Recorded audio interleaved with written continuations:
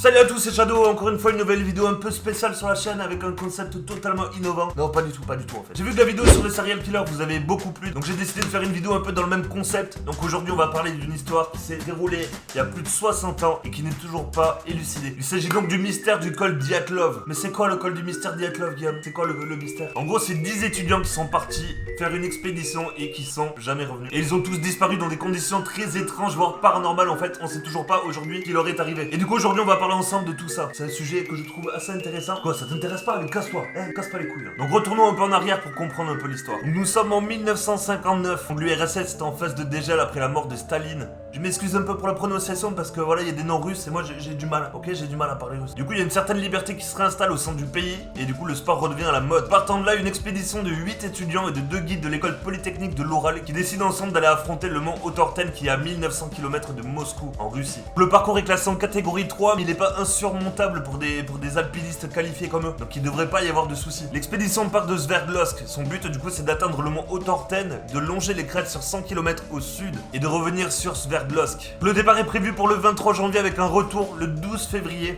Le chef d'équipe, Igor Dyatlov, du coup c'est un randonneur expérimenté. Donc toute l'équipe prend le train comme prévu le 23 janvier en direction de Idvel, dernier village avant les montagnes de l'Oural. Le 27 janvier, l'équipe chasse ses skis et démarre son périple. Mais là, il y en a un de l'équipe, il était un peu malade. Donc il a dit à ses collègues, ben non les gars, je le sens pas, j'ai pas envie de partir à faire ce périple extraordinaire avec vous. Donc la personne en question, c'est Yuri Yudin. Et on peut dire qu'il aura sacrément de chance puisque ce sera le seul survivant de l'expédition. Donc Dyatlov, il avait annoncé que le retour serait bien prévu pour le 12 février, mais qu'il fallait compter quelques jours de battement vu que les conditions météo n'étaient pas favorables à cette époque de l'année. Les jours passent, mais le 20 février, aucune nouvelle de l'expédition, zéro nouvelle. Les mecs, ils ont disparu total. Et là, tu te dis, putain, c'est un peu inquiétant quand même. L'école polytechnique commence à s'inquiéter et du coup fait appel au secours, qui est suivi très rapidement du coup de l'armée, la police, des soutiens aériens, il y avait tout, il a total. Et c'est seulement le 26 février qu'un pilote arrive à repérer le campement abandonné et du coup donne les informations aux équipes au sol. Donc les équipes se dirigent le plus vite possible vers le camp, et là c'est la désolation. Arrivé sur place, ils découvrent que le campement a été laissé à l'abandon subitement, puisque la nourriture, les skis, les affaires, y compris les chaussures, tout était resté dans la tente, ce qui d'ailleurs présente des traces de déchirures importantes venant de l'intérieur de la tente. Là déjà tu vois qu'il y a un petit souci, ça veut dire que les mecs ils ont dû déchirer la tente vite pour se barrer, et ils ont tout laissé à l'intérieur. Les secours remarquent également des traces de pas qui se dirigent vers l'orée du bois, mais qui s'arrêtent après 500 mètres. Mais aucune trace de lutte, ni des occupants, y a rien, y a que dalle. Donc là l'équipe elle commence quand même à rechercher les corps, mais il serait peut-être temps quand même de rechercher les corps. Et c'est seulement à 1,5 km du campement qu'on retrouvera les 2 premiers corps qui étaient en sous-vêtements et en chaussures. Qu'est-ce que le mec il fout à poil dans la neige quoi? Là il y a un petit délire, là c'est chelou, là c'est un peu chelou quand même. Dans le mec si t'as froid, mais t'es pas censé enlever tes habits. Les 2 corps en question c'est Krivonichenko et Doroshenko. Donc les corps présentent des brûlures sur les mains, ils ont les cheveux gris, ils ont des traces de radioactivité sur les vêtements, tu vois c'est un peu bizarre quand même. Il y a également un feu de camp qui est trouvé à côté d'eux, comme s'ils avaient essayé de se réchauffer tant bien que mal. À 300 mètres de là, le corps du chef d'équipe Dyatlov est retrouvé couché sur le dos face au campement avec une branche à la main. Donc il voulait probablement se défendre. Et enfin à 150 mètres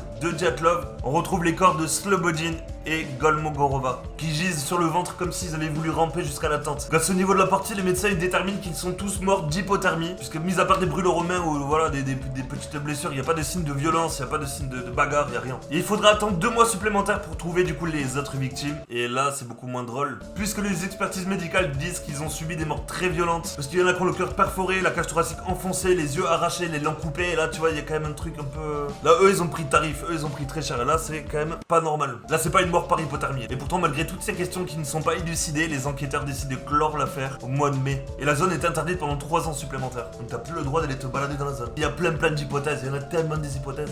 On a d'abord pensé que c'était peut-être une tribu indigène qui vivait non loin de là, c'était les Mansi, et qui avait peut-être réagi avec la violence du fait que l'expédition était venue squatter leur lieu sacré. Mais cette thèse-là est vite abandonnée du fait que les Mansi vivaient à plus de 100 km du lieu de l'expédition. Donc les mecs ils avaient pas des motoneiges, ils pouvaient pas se dépasser, voilà tu vois. Du coup les enquêteurs se dirigent plus vers des bandits ou des prisonniers en cavale, on va savoir. Mais une fois de plus du coup l'hypothèse tombe à l'eau parce que du coup il y a aucune trace mise à part celle des randonneurs. Il y a un médecin légiste qui explique que les enfoncements thoraciques n'ont pas pu être produits par un être humain.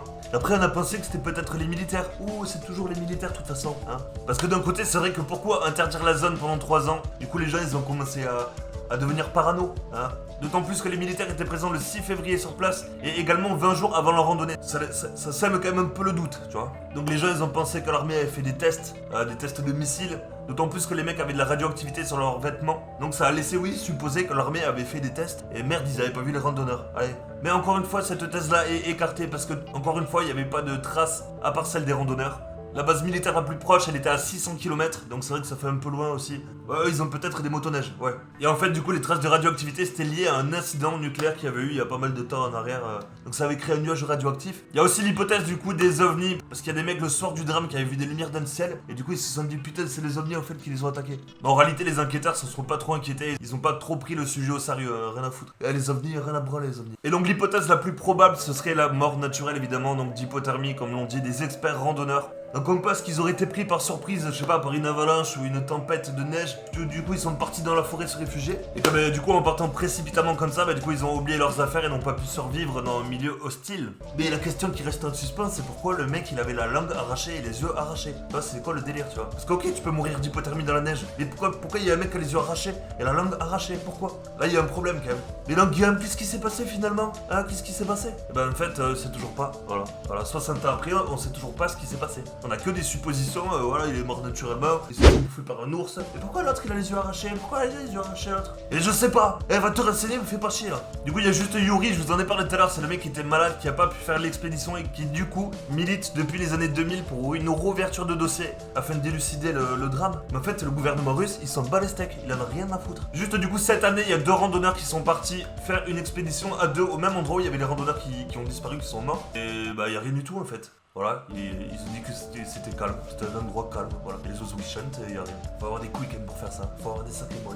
Voilà, bref, du coup, ça reste un mystère 60 ans après. Je trouve cette histoire carrément super intéressante. Je me demande vraiment ce qui leur est arrivé, enfin, c'est tellement bizarre en fait. J'espère qu'un jour la vérité éclatera et qu'on aura enfin des réponses. Voilà, en tout cas, j'espère que la vidéo vous aura plu. Si c'est le cas, je vous invite à vous abonner. Je vous dis ciao.